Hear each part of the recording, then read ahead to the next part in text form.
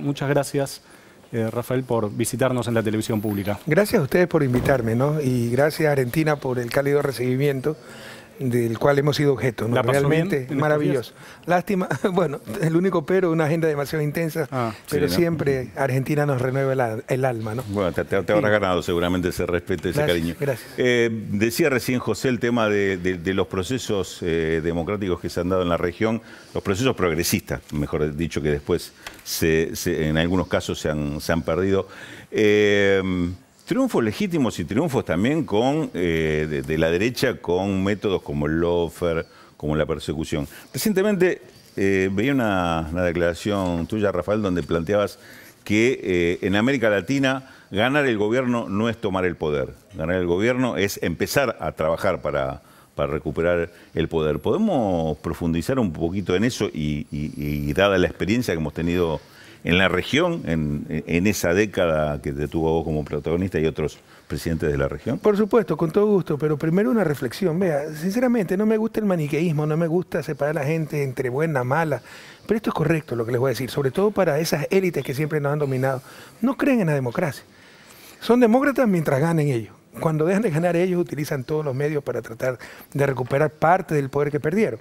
Y eso es lo que hemos vivido en los últimos años con la restauración conservadora, sobre todo a partir del 2014, donde sin respetar democracia, constitución, derechos humanos, han tratado de retornar, por ejemplo, con el golpe de Estado contra Dilma, por ejemplo, en Brasil, por ejemplo, contra el golpe de Estado contra Evo Morales en Bolivia, por ejemplo, con la traición, aupando el terrible fraude democrático que significó la traición y el rompimiento constitucional de Lenín Moreno en Ecuador, e incluso aquí en Argentina. Daniel Scioli no perdió contra Macri, perdió contra el Grupo El Clarín.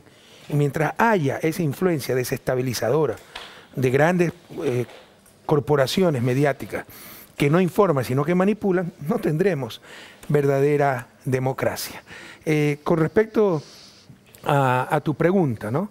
10 años de gobierno yo tuve, y por supuesto que lo que te estoy diciendo lo puedo evidenciar, pero ya se me fue la idea de tu pregunta, repítemela rapidito. El poder y el gobierno. Ya, que ¿no? Cuando uno llega a ganar elecciones en América Latina, sobre todo para gobiernos progresistas, no es ganar el poder, tengamos eso claro, los poderes fácticos continúan intactos. Para empezar, lo que le he dicho, el poder mediático, que es el poder sin contrapoder. Pero no solayemos este problema, es el problema fundamental. Para tener democracia, porque sin información no hay democracia. Para tener desarrollo, sin información no tomamos las adecuadas decisiones de acción colectiva. Pero también están los poderes económicos, están poderes militares, poderes extranjeros y una institucionalidad que está diseñada para que independientemente de quién llegue al gobierno, seguir haciendo lo mismo de siempre, lo mismo de lo peor. Por ejemplo, los bancos centrales autónomos, lo cual no tiene ningún asidero teórico, empírico, histórico de ninguna clase. Entonces, llega al gobierno y es para empezar a construir poder popular y te juega mucho cada día, porque como no tienes realmente poder, puedes ser víctima de una desestabilización en cualquier momento. Ahora, ¿no cree que hubo también al mismo tiempo un agotamiento de algunas de las líneas que habían trabajado los gobiernos nacional populares en algunos países? Digo, entiendo lo de la derecha, ahora al mismo tiempo no hubo errores, por supuesto, pero digo un agotamiento tal vez en la dificultad para transformar de raíz los modelos de desarrollo, de avanzar en algunas... ¿No Siempre hay dificultades para eso, porque es un proceso político muy duro, cambiar relaciones de poder históricas. Y obviamente, desde el primer día los gobiernos progresistas, de que somos candidatos, somos víctimas de una permanente agresión. Y hay mucha gente que lo único que dice, se vienen peleando los políticos, esto no me gusta, entonces cansan y con eso inmovilizan y uno pierde apoyo. Eso es correcto. Pero pese a todo eso, por ponerte un ejemplo, el caso de Bolivia. ¿Qué era Bolivia antes de Evo Morales? Con Evo Morales, Bolivia pasó de ser un país paupérrimo a ser el país con mejores indicadores macroeconómicos del mundo, o uno de los países con mejores indicadores macroeconómicos del mundo. Ganó su elección, cuando le dieron el golpe de Estado, con 47%, pero debería ganar con 120%, pues con las transformaciones que ha hecho. Entonces algo nos pasa. Somos muy viscerales, no somos racionales, nos vamos a influenciar muy fácilmente. No, es que me cae mal y voto en contra pese a los evidentes avances. No, es que quiero el cambio por el cambio. ¿El cambio para qué? ¿Para lo peor? ¿No? Entonces debemos ser un poco más, menos viscerales, un poco más racionales, un poco más lógicos. Y si hay un gobierno bueno, seguirlo respaldando. Tú vas a los países desarrollados, por supuesto que hay tendencias. Pero sí, Franklin Delano Roosevelt, el gran presidente que sacó a Estados Unidos de la Gran Depresión, tenía apoyo republicano también. Sí. Porque el momento en que ven que funciona, que mejoran los niveles de vida. Hasta los republicanos votan por los demócratas, o viceversa. Acá no, acá es visceral. Me cae mal Correa, entonces voto en contra. Y después me invento cómo justificar mi odio. Entonces, después de 10 años, me acusan por influjo psíquico de ser secuestrador, de recibir soborno. Por eso es que te odié desde hace 10 años. Debemos ser más reflexivos si queremos superar realmente el desarrollo, si queremos realmente alcanzar el buen vivir. Cambios que en lo económico y sobre todo si se tocan a intereses muy poderosos significan confrontaciones muy duras para cualquier gobierno que se pretenda transformador. ¿En qué pensás hoy que se dejó de hacer, se hizo mal, no se entendió con respecto a esos gobiernos que hicieron las transformaciones y después inmediatamente vinieron otros gobiernos de signo contrario? Primero una reflexión. ¿Tú quieres hacer los cambios que requiere la región más desigual del mundo y 200 años de su desarrollo sin confrontar? Probablemente vendrá algún extraterrestre genial, ¿no? Pero humanamente es imposible. Y se cae en un error. Miren cómo los países desarrollados debaten ellos tan tranquilamente, porque tienen un sistema que funciona. Debaten dentro del sistema. Nosotros tenemos que cambiar el sistema, porque 200 años no ha tenido su desarrollo. La situación de América Latina y de países, por ejemplo, de menor desarrollo relativo dentro de la región, como Ecuador, Bolivia, no es parecida a la situación actual de los Estados Unidos, es más parecida a la situación de Estados Unidos en los años 1860, cuando había esclavitud. Y Abraham Lincoln se jugó la vida y la perdió finalmente, se jugó la unidad del país, tuvo una guerra civil por hacer lo correcto, abolir la esclavitud. Pero pregunto yo, ¿hubiera podido abolir esa esclavitud consensuando con los esclavistas? Nunca. Entonces nuestra situación es más parecida al Estados Unidos del siglo XIX, no nos engañemos. El continente más desigual del planeta, donde tenemos élites que utilizan el progreso técnico no para dar prosperidad a todos, sino para excluir. Su piedra angular es la diferenciación, la jerarquización. A nivel de familia, sentirse superior al resto, y a nivel empresarial. No tiene la lógica empresarial, tiene la lógica, como te decía, de superioridad, ¿no? Excluir al resto con sus country, con sus clubes de lujo, sus escuelas de lujo, etc. Entonces, romper eso sin confrontación, bueno, podrá tal vez venir un extraterrestre, pero humanamente es imposible. Si se cometen errores, por supuesto, pues, en 10 años de gobierno, ¿qué error no se va a cometer? Pero además con el bombardeo permanente de la prensa, por ejemplo, de que América Latina y estos socialistas les encanta poner impuestos y tenemos excesivos impuestos. América Latina es la región de menos impuestos del mundo. Pero tú le preguntas a un pobre que normalmente no paga impuestos, en Ecuador solo el 6% de la fuerza laboral paga impuestos. Te dice, hay demasiado impuestos, porque lo escuchó en la prensa. Con esa desinformación, con esa manipulación, es muy difícil mantener ese apoyo político que se requiere para las transformaciones que nos saquen de su desarrollo. ¿Fue buena idea sostener la dolarización en Ecuador o habría que haberla atacado? No había opción. No había opción. O sea, una salida de dolarización peor, liderada por un gobierno de izquierda, significaría un cataclismo político, social y económico. Algunos me dicen incoherente por esto, porque he sido un crítico de la dolarización. Por supuesto, no voy a vender mi título, no voy a hablar de acuerdo a coyuntura y traicionar mi conciencia profesional y técnica, y mi honestidad académica, ¿no? Es una barbaridad lo que se hizo, pero en economía hay cosas muy fáciles de hacer y casi imposibles de deshacer, porque los costos de salida son demasiado altos. Una vez que están impuestas, tienes que continuar con ellas tratando de mitigar los efectos negativos. ¿Qué está pasando hoy en Ecuador con el tema de la dolarización? Porque estamos viendo informaciones de... parece que hay inflación, ¿no? Claro, inestabilidad, suba de precios, problemas con el tema de los combustibles. Hay inflación, fastidia, una inflación por costos. ¿Se le acabaron los méritos a la dolarización? No, yo creo, o sea, indudablemente un tipo de cambio fijo extremo es la dolarización, como la convertibilidad. Sí. Te va a controlar tarde o temprano inflación.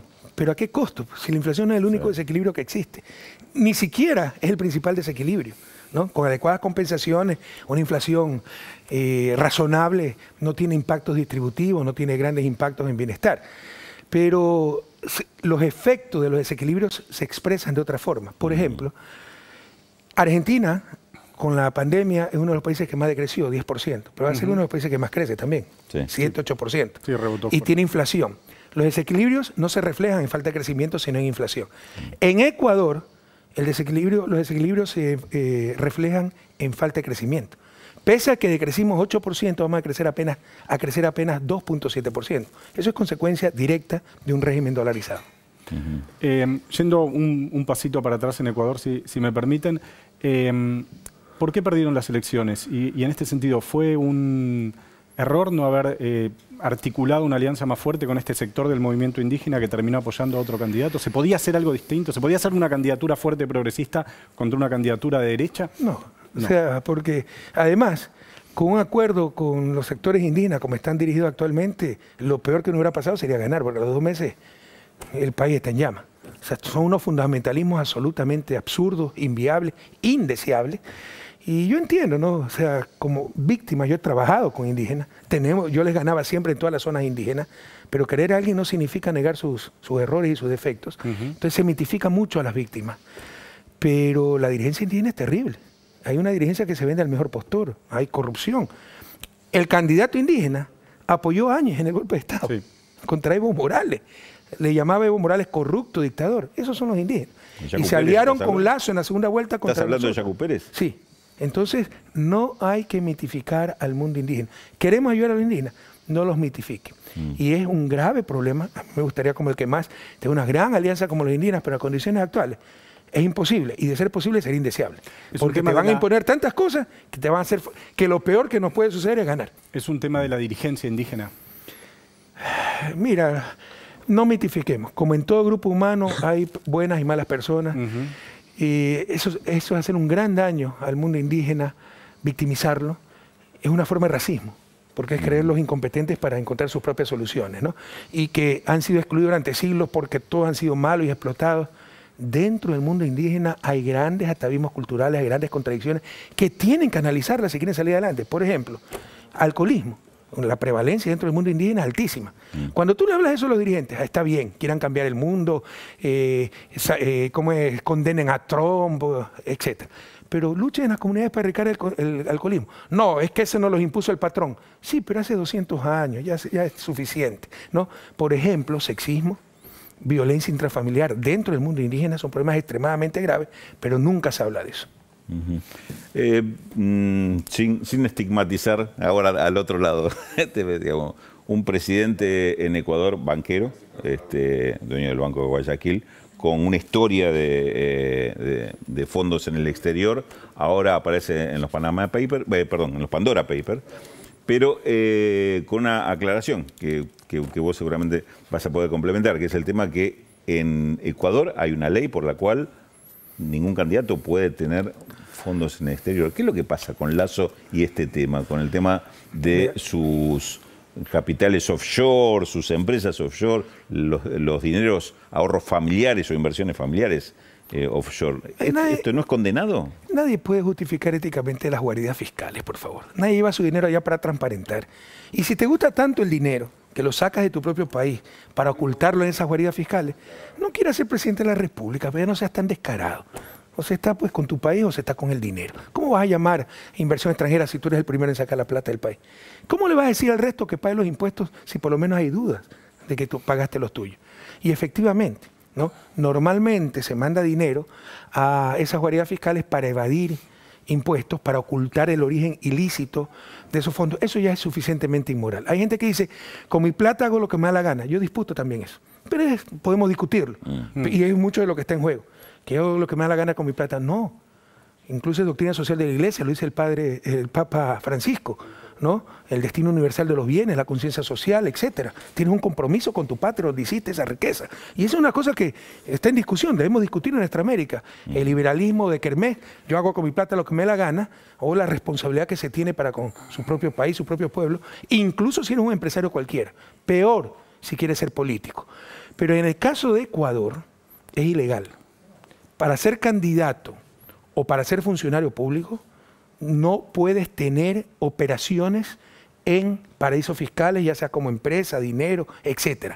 Esa es una ley de 2017 que fue ordenada por el pueblo ecuatoriano en consulta popular cuando lideramos una verdadera lucha contra la corrupción, porque aquí hay mucha hipocresía. Estados Unidos lidera la lucha contra la corrupción y tiene paraísos fiscales, pues Delaware, Dakota del Sur, Florida, Nevada, donde va la plata de la corrupción. 6 paraísos. La mejor manera de luchar contra la corrupción es eliminando los paraísos fiscales, Odebrecht. El caso de Odebrecht fue posible por los paraísos fiscales. Claro. Entonces esa es la doble moral. Nosotros prohibimos del 2017 los paraísos fiscales, al menos para los funcionarios públicos, y este señor ha tenido cualquier cantidad de dinero, lo sabíamos. se impugnó su candidatura. Lo que hizo el Consejo Nacional Electoral, dominado por Lazo, porque se repartieron el país, no, en su declaración juramentada dice que toda está la plata dentro, toda su plata está dentro del país. Pero no tenía que ver lo que había declarado, sino lo que no había declarado, ¿no? Ahora se sabe con Pandora Papers lo que no ha declarado y hay por lo menos 4 infracciones graves. 3 penales y 1 electoral. Las penales, evasión tributaria, no había declarado patrimonio. Testaferrismo, que es un delito autónomo en nuestro país, poner a nombre de tercero lo que es tu propiedad para eludir responsabilidades. Perjurio, porque tenía plata fuera del país. Tú puedes ver, el hombre está desesperado. Entrevistas de hace poco diciendo, toda mi plata está dentro del país, y de hace unos pocos días, y posteriormente, no, sí tengo parte fuera del país. Unas contradicciones terribles. Entonces hay perjurio y hay la infracción electoral, que no podía ser candidato, y eso significa que debe ser destituido de su cargo. Nombraste el caso de Estados Unidos con, creo que son 6 paraísos fiscales o guaridas fiscales que tiene. Hay paraísos fiscales y zonas que se llaman de menor tributación, sí, claro, que tienen un poco más de información, pero de todos modos son paraísos, claro, para no pagar impuestos. Y hay una alta dependencia en lo que es todo el sistema de guaridas fiscales, tanto de Estados Unidos como de Londres. Digamos, son es que el otro líder mundial de paraísos fiscales es el Commonwealth. Claro. Todos los paraísos fiscales están en la isla del Caribe que pertenecen al Commonwealth. Digamos, hablas mucho de la hipocresía. Y el planteo es, ¿cómo se combate eso si estos dos factores de poder se encuentran justamente en estos centros económicos, financieros del mundo? ¿Hay realmente una decisión de combatir eso o se siguen aprovechando de Aparentemente, en la última reunión del grupo del G20 en Italia, hay la decisión de combatir las guaridas fiscales. Porque poniendo un impuesto a los capitales transnacionales, así los pongan en esa guarida y que tengan que pagar donde originaron esos ingresos y tengan que declarar dónde los originaron, ya es prácticamente la partida de función de esos paraísos. Entonces, aparentemente, existe esa decisión. Veremos qué sucede, porque lo que tú has dicho, hay un conflicto de intereses. Los países que tienen esos paraísos son miembros del grupo del G20. Sí. También hay en el tercer mundo, hay en América Latina. Pero sobre todo, están en el primer mundo, Luxemburgo, etcétera, Liechtenstein, y en Estados Unidos, y sobre todo en el Commonwealth. Seguimos conversando con Rafael Correa, y una de las decisiones más, uno diría simbólicamente o políticamente más importantes a nivel global de su gobierno fue la decisión de otorgarle asilo a Julian Assange en la Embajada de Ecuador en Londres, donde estuvo muchos años y demás. ¿Cuál es la situación ahora de Assange? No sé si siguen en contacto o si... Yo nunca he tenido contacto con Assange. Nunca tuviste contacto. Pero tú sabes que, de acuerdo con el derecho internacional, tú puedes otorgar asilo sin ni siquiera dar explicaciones. Es tu derecho soberano. Sin embargo, nosotros la dimos. Él entra en junio, me parece, en embajada. Sí. Recién en agosto sale el respectivo informe demostrando ese informe que no existía la mínima garantía del debido proceso, que estaba en peligro los derechos humanos de Assange y que si era extraditado a Estados Unidos lo podían juzgar con una ley que incluía la pena de muerte, lo cual contradice todos los instrumentos interamericanos de derechos humanos y instrumentos mundiales. Y por eso, soberanamente, decidimos darle el asilo. Yo no conozco a Assange. La única vez que he hablado con Assange fue por video cuando me hizo una entrevista para Russia Today, mucho antes del asilo. Jamás hablé por teléfono, no lo he conocido. Entonces, ¿cuál es su situación actual? Bueno, está preso en el Reino Unido, esperando que se decida judicialmente su situación, con el riesgo de ser extraditado a los Estados Unidos. Después de la decisión de Lenín Moreno de sacarlo de la embajada. Pero eso es terrible, porque primero atentó contra una institución milenaria, diría yo, como es el asilo. Segundo, atentó directamente contra la Constitución ecuatoriana, me parece que es el artículo 42, que expresamente no hay dónde perderse. O sea, si hubiera hecho algo así, hubiera sido destituido, juzgado políticamente, porque es un rompimiento descarado de la Constitución que expresamente dice que el Estado ecuatoriano no podrá entregar a quienes haya otorgado asilo y refugio. Claro. Y por último, hasta donde tenemos registro, es primera vez en historia que un gobierno de un país soberano da permiso a una fuerza pública para que ingrese a su embajada. La embajada es suelo soberano. Es como que si Argentina dé permiso para que un ejército brasileño venga a alguna ciudad brasileña a hacer lo que le dé la gana, ¿no? ¿Por qué eligió, voy también para atrás, pero por qué eligió a Lenín Moreno como candidato en su momento? Porque gozaba de altísima popularidad durante 10 años y durante la campaña, tú escucharás, la Revolución Ciudadana es leyenda, Rafael Correa el mejor ecuatoriano de todos los tiempos, el mejor presidente de la historia, sea un experto en cinismo, nos engañó a todos. Pero no lo digo por los halagos que nos daba, sino que además 10 años de transformaciones, como le explicaba al inicio, habían polarizado mucho la sociedad. Y creímos conveniente poner una persona con un temperamento conciliador como el que creíamos tenía moderado. Lenín Moreno. Más que moderado, que facilite la conciliación, la reconciliación nacional. Y se nos filtró este traidor, pero es un psicópata. O sea, realmente nació para destruir, para hacer daño, para mentir. Lo único que es excelente es en el cinismo, ¿no? ¿Sigue la persecución contra tus aliados? Terrible. Se reactivó. Sí. Lazo me mandó por diferentes mecanismos el mensaje que no se preocupe. Él quería legitimarse. Como saben que me aprecia el mundo progresista, sobre todo América Latina, pero no progresista también. Entonces me mandó el mensaje que no me preocupe, que iba a cesar la persecución, reconociendo que había persecución, hablando pestes de Lenín Moreno. Yo le puedo dar, si me dan la autorización, y consultaré más tarde, le puedo mandar los nombres de quien le puede ratificar lo que estoy diciendo. En todo caso, desde que surgió lo de Pandora Papers, el tipo en su desesperación no se le ocurrió decir mayor tontería que Correa me intenta desestabilizar. O sea, son 600 periodistas de 90 países y somos nosotros que queremos desestabilizarlo, ¿no? Además que, bueno, es lo de siempre, ¿no? La culpa es de Correa. Y ha empezado de nuevo una persecución brutal. Yo denuncio a Andrés Arauz el tema Pandora Papers. Era imposible obviar un escándalo de esa magnitud. Era imposible. Entonces, como tenemos que investigar, como en cualquier Estado de Derecho, entonces somos los malos que lo estamos persiguiendo. Andrés Arauz denuncia, explica lo que significan Pandora Papers, le abrieron una indagación penal a Andrés Arauz. Yo denuncio Pandora Papers, me abrieron una indagación penal diciendo que soy yo el que he utilizado paraísos fiscales. O sea, es algo ya... si no fuera tan trágico, fuera incluso cómico. Le reactivaron investigaciones penales a mi secretaria, a mi exministro de Educación y muchísimas cosas más, ¿no? La persecución está igual que con Lenín Moreno. Aprovecho que mencionás el tema de Pandora Papers y estamos hablando de esto. Hay que reconocerle a Ecuador que fue el principal impulsor de los proyectos de transformación de la arquitectura financiera regional, tanto con el proyecto del Banco de Desarrollo del Sur, el Fondo Monetario del Sur, hasta el tema moneda, ¿no? La moneda también. Por eso digo, primero sistema de intercambio compensado y el siguiente paso podría ser una moneda el regional. Comercio primero y después la... ¿Por qué no avanzó eso?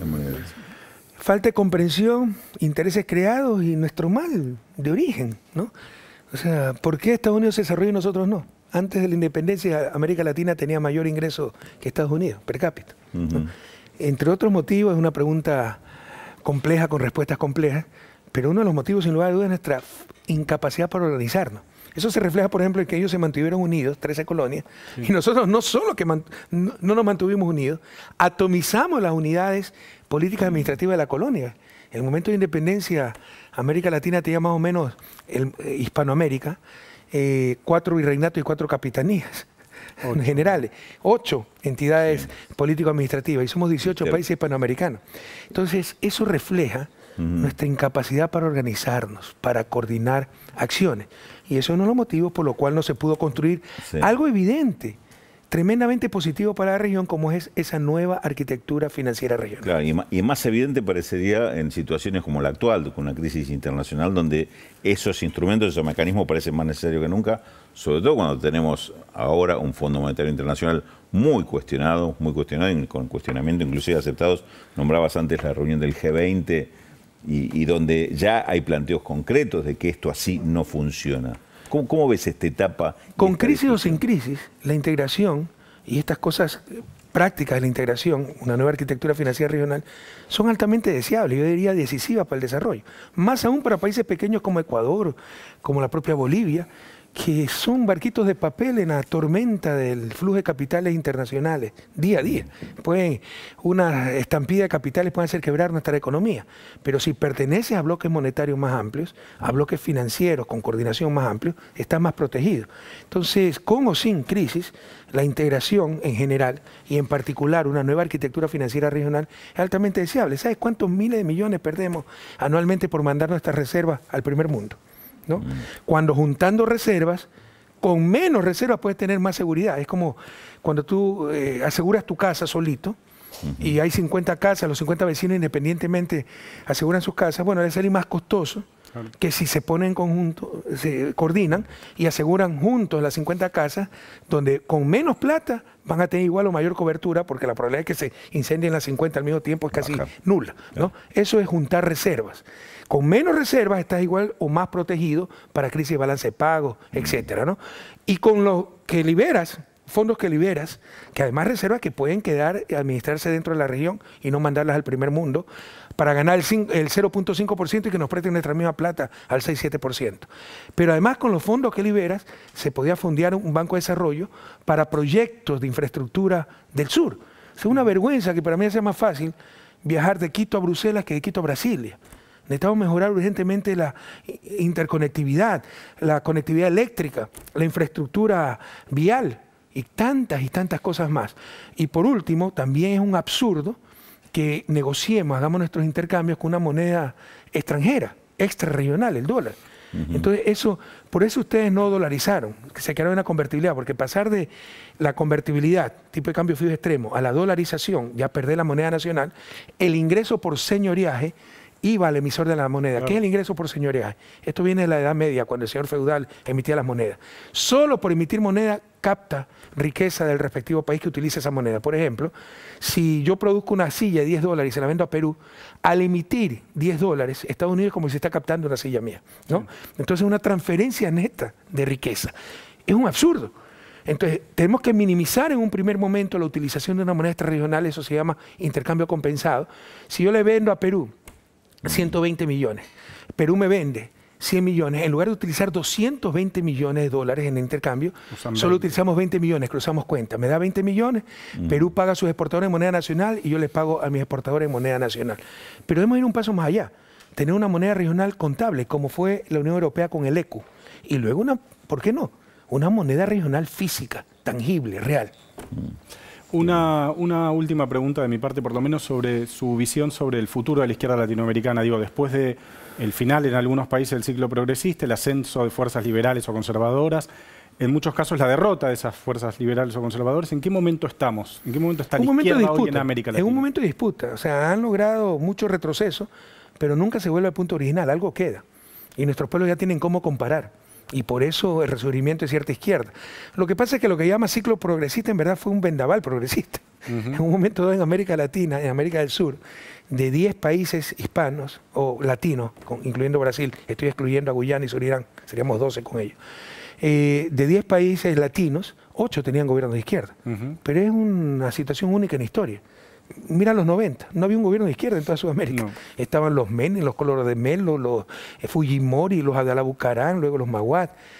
Las 3 segundas vueltas presidenciales en mi país durante los 90 fue derecha contra derecha. La izquierda era la izquierda del 3%, como un folclorismo, ¿no? Para decir que tienen pluralismo, democracia. Entonces, cuando ya viene una izquierda que gana elecciones con vocación de poder, tienen que darnos con todo. Y viene la restauración conservadora. Pero duró muy poco, porque la gente ya tiene con qué comparar. Entonces, en estos momentos estamos en una situación de disputa. Pero ya no somos la izquierda de ese 3%. Ya no somos una izquierda sin experiencia de poder. Hemos tenido experiencia de poder y experiencia exitosa. Pero por eso mismo somos más peligrosos y nos tienen que tratar de eliminar por todos los medios. Viene el lawfare, rompimientos constitucionales, atentados a los derechos humanos y toda la lista de cosas que vemos día a día, ¿no? Rafael, un placer conversar contigo y nos quedaríamos horas siguiendo. No, encantado. Cada tema da para abrirlo y seguir profundizando, pero bueno. Tenemos que despedirlo. Gracias por visitar la televisión pública, un placer.